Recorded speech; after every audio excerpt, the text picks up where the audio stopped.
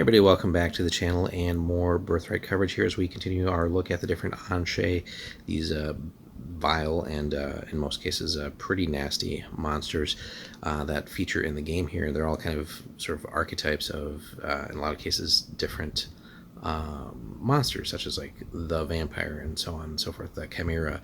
But today we got an interesting one of the lesser known ones perhaps, maybe one of the overall less important ones, kind of just not really like a major big end boss type of monster either, kind of like the Gorgon or like the Raven and so on and so forth. This is called the Boar, and it's a pretty interesting story with it, and kind of again just focused on a very small geographic location. So how did this thing come to be? So and again, the way that a lot of these entries work is like it's like there's someone that's like tried to interview the ones that are able to communicate here. So it is no doubt a dangerous beast. Sages were able to peaceably contact the druids of Thuringode, which we've covered previously in our realm entries, to gain their insights on the beast here. The druids of Thuringode are a secretive group, and they allowed this interview only on the grounds that the location of their stronghold never be revealed. The interviewed druid appeared to be a younger man of Anawiran descent, and his name was Samovel. So you would learn of the Bane of Thuringode, for that is how it is known within our sylvan home. Listen well and record my words for those who might read this long after my voice would fail to reach others' ears. Now the outskirts and the outer rim of the forest are left wild and almost all hostile to its inhabitants and invaders alike. Bandits, gnolls, and a few goblin tribes exist within that harsh territory, and we are careful to stay well hidden from such distasteful people. That dense, dark thicket and its unsavory inhabitants should be enough to deter all but the most foolhardy explorers. Still, there are rare occasions that a person or group of inimical intentions enters the heart of the woods searching for treasure or some other wild, fabled goal. It is in human nature to seek that which is hidden, and the shadowy boughs of Thuringode appear apparently to hold enough mystery to drive greedy souls into its murky depths in search of answers. It was a number of seasons ago, 30 or more or less there, that the heart of our forest was invaded by human despoilers. Some dressed as a local noble, his heraldry was unknown to me and my comrades, led a hunting party into the forest and was wantonly destroying trees and wildlife. We and a few Dryad allies descended upon the plunderers, giving them a fair warning and suggesting they remove themselves from the woods. They resisted with weapons and spells, slaying my mother and 2 Dryads in anger. This brought the wrath of Thuringode's protectors down on the noble's party. In the battle that ensued, the noble escaped, ignobly abandoning his allies in panic, though he was sorely wounded. In my rage, I followed with my father, Aldrin, both of us wanting this evil man to pay for his crimes. Staggering through the forest, the fool stumbled across a boar's den and disturbed a mother boar with her young. In his wounded state, he was hardly a match for an enraged boar, and it gored him to death. While I said a silent prayer to Eric in thanks for his servant's aid in the death of my enemy, my litany was interrupted by a loud crackling, the likes of which I had never heard. My father and I turned and witnessed a wild maelstrom of energy erupt from the corpse of the nobleman. Some of the energy leapt into the boar, turning its coat white and increasing its size by more than half. The rest of the energy vortex felled a number of trees all around and blasted the ground beneath the corpse to bare rock. We realized then that this corrupt, gasping nobleman was undeservedly filled with the power of the gods themselves, the dark blood of Azrai, most likely, and his death passed on this power to the boar, transforming it into an Anshe.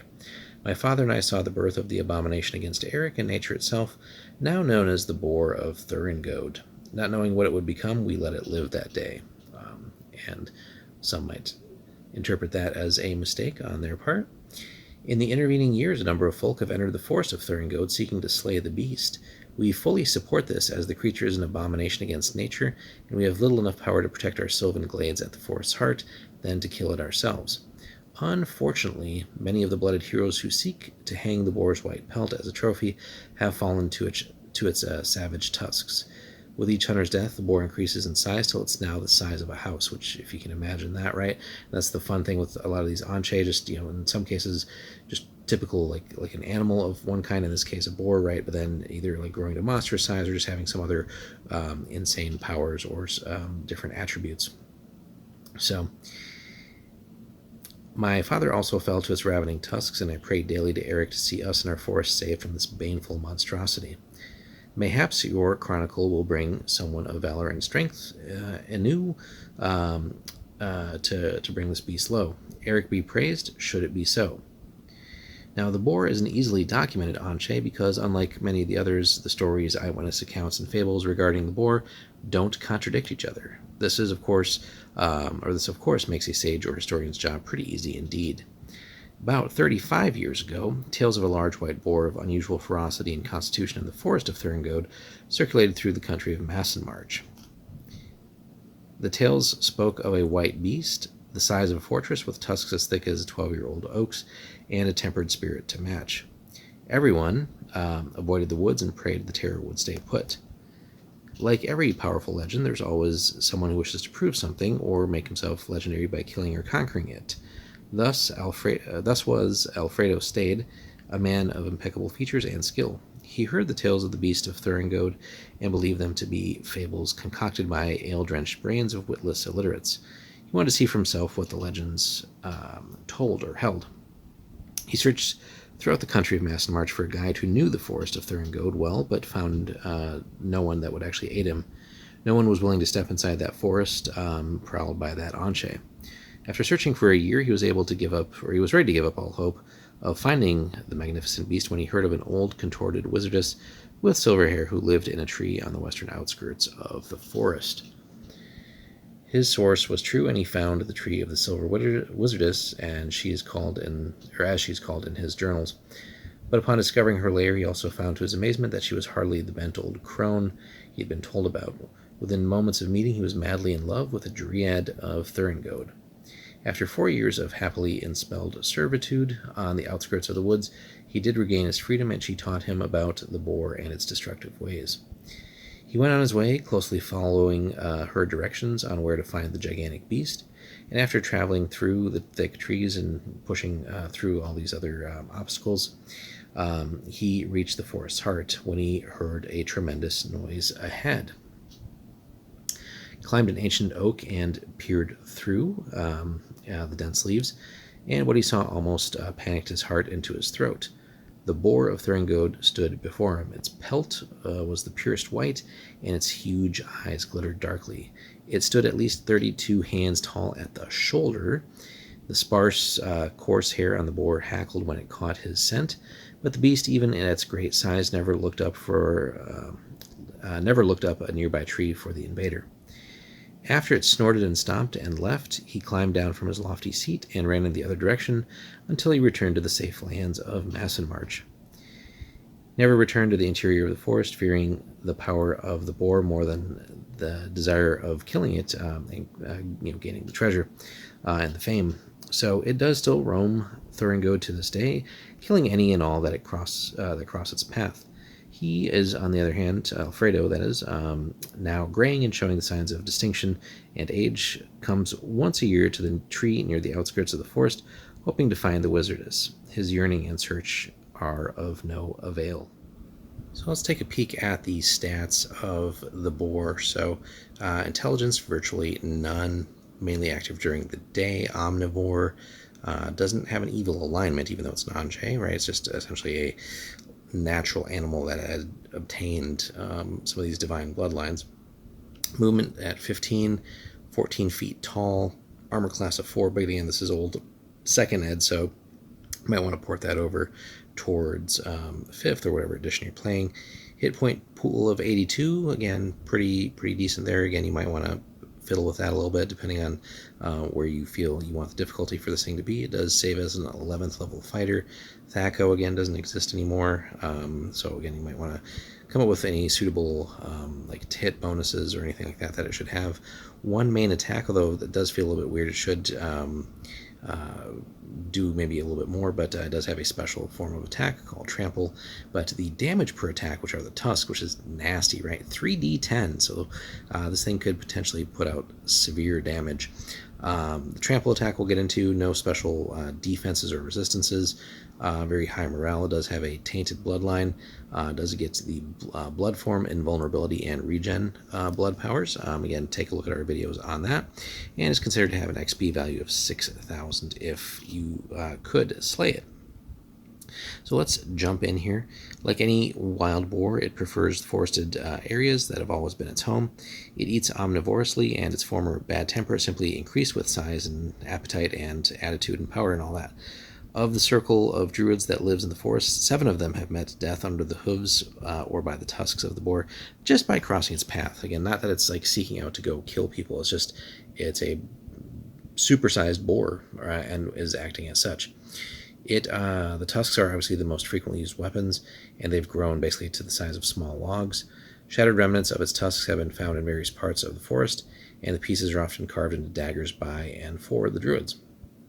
It does have a tendency to charge its prey and also trample them to death. It can charge for 30 feet or more and contacts an opponent, or if it does, rather, it inflicts 3d12 points of damage to the trampled victim. There are a number of lanes within the western and northern section of the forest, areas of fallen trees and cleared brush resulting from these charges. The only good effect this has for the forest inhabitants is to create a deadfall, lumber and firewood without having to incur the druids or the dryads' collective wrath. So, and they kind of have a nice little piece of artwork there just to kind of illustrate that, right? It has been hunted by a number of scions of Annuiran and Brecht realms. None have obviously slain the beast. There were 2 isolated instances where the beast appeared to be killed, but its wounds disappeared and its savagely gored and surprised hunters quickly thereafter, or it killed them thereafter pretty quickly. It is in the opinion here that it has the ability protecting it from death. At the least, separate its head from its body to slow its recovery and perhaps remove its tusks. So there's a bit of a mystery there as to what it would take to necessarily actually slay it. But again, that is built in with the regen ability there. But players wouldn't necessarily know that off the bat. So that'd be something, maybe wild rumors that they'd have to maybe experience firsthand and see through maybe hard-fought and painful lessons that this thing can regenerate on top of everything else. But of course, maybe hard to observe that while you're fighting for your life against this thing. So the Forest of Thurngode, just a little bit of like realm information that they provide here, right? It's not available for ruling. You'd have to really kill the beast and clear out all the druids, etc., which we'll get into in just a second, just to essentially make it available.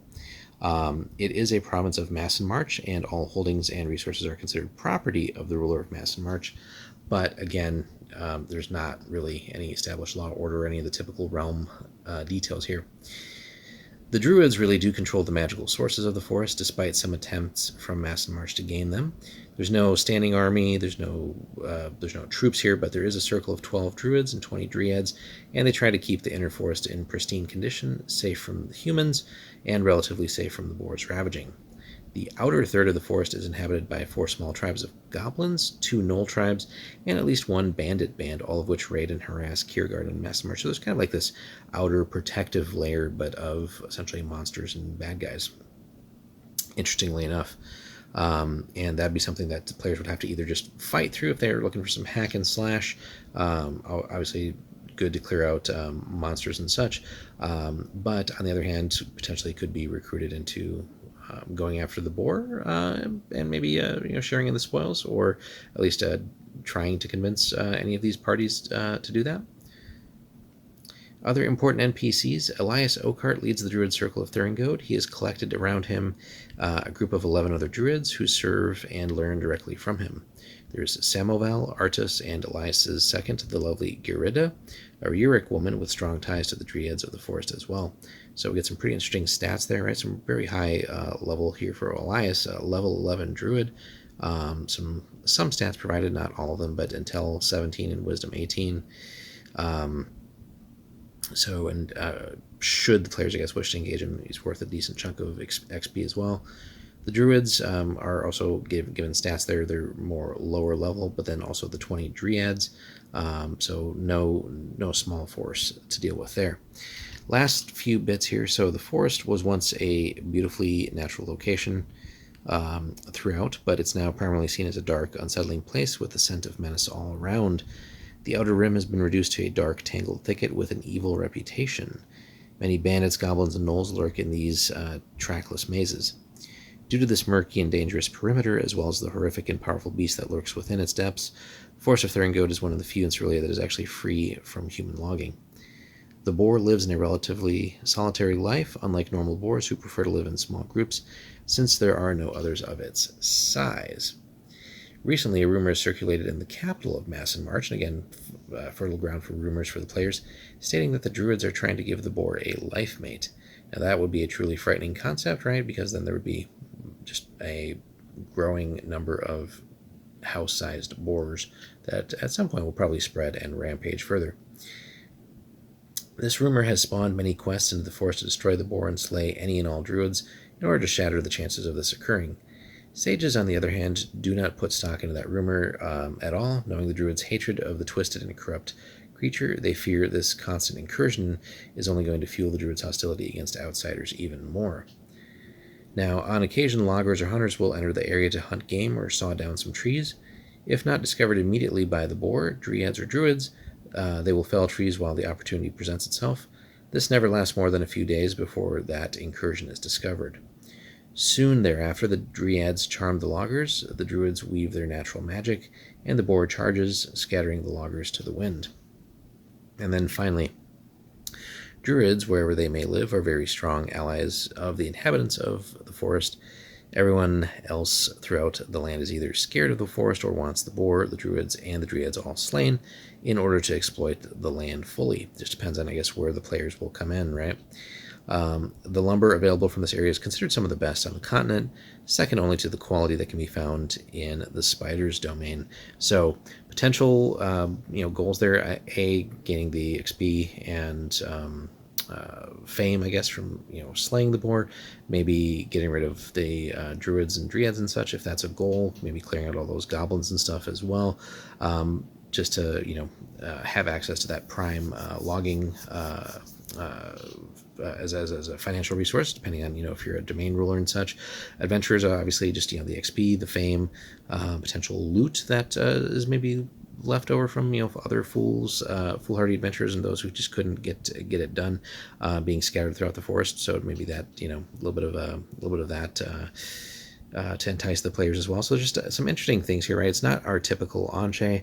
It's not a major bad guy. It's just a natural animal that came in contact with the blood of Azrai and essentially has continued on. So it's just a supersized boar, foul temper, and it has an interesting situation here with its location and where it intersects with being part of a larger realm, but really wholly separate from it. And you have some people that want to slay it, some that just want to leave it alone and not disturb it further, but it presents an interesting challenge nonetheless. Let us know, guys, if you have encountered the boar in your campaigns or used it, and how that's gone. Have your players managed to slay it, or did they kind of give up or get slain in turn? Hit us up in the comments. Be sure to like and subscribe, and we'll have more Birthright for you soon.